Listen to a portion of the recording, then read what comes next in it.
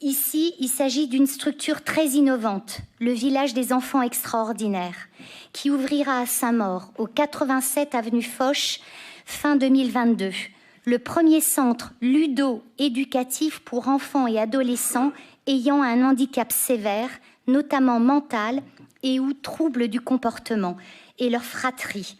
Cette structure pilote, soutenue par la Fondation Perce-Neige, sera la première implantée en France. Le besoin est reconnu, notamment par les familles dites sans solution, en semaine et durant les week-ends et vacances scolaires, pour les enfants déjà accueillis en instituts médico-éducatifs.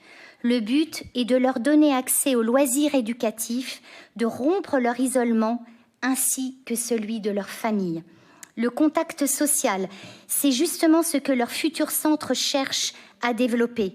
Une salle de spectacle, un parcours moteur et une salle d'arcade adaptée au handicap, s'étalant sur une surface de 600 m² vont venir s'ajouter à une aire de jeu extérieure adaptée et sécurisée.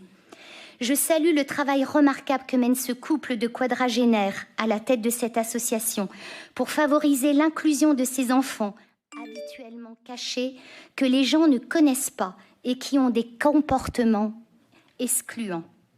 Un travail de synergie entre les IME que je viens de citer, ainsi qu'avec les accueils de loisirs de la ville, s'opérera. L'association a présenté un budget prévisionnel de 1 603 510 € TTC et une insuffisance prévisionnelle de 91 894 € TTC. Elle sollicite le soutien de la ville. Comme toujours, avec les travaux, les dépenses réelles dépassent le prévisionnel, surtout en période actuelle d'inflation. L'aide de la mairie de Saint-Maur-des-Fossés à leur projet solidaire serait précieuse dans ce contexte. Compte tenu de cette demande, il est proposé au conseil municipal d'attribuer sur le budget de la ville, au titre de l'année 2022, une subvention de 40 000 € afin de soutenir cette structure innovante, qui a d'ailleurs reçu donc une subvention de la part de la région à hauteur de 300 000 €.